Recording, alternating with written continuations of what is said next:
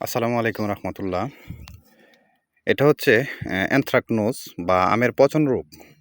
এই রোগের কারণে কিন্তু অনেক আম পচে যায় এবং কি পচে গিয়ে ঝরে যায়।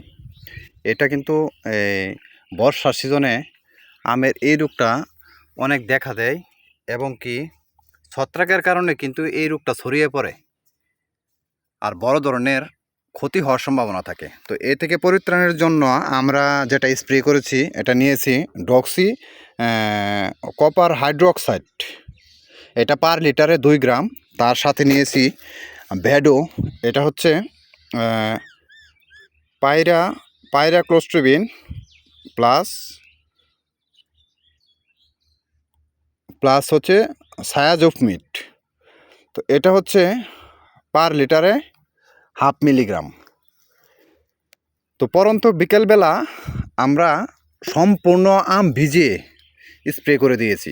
আপনারাও চাইলে আপনাদের বাগানে এরকমভাবে এই দুটো ওষুধের সংমিশ্রণে পরন্ত বিকালে স্প্রে করে দিতে পারেন।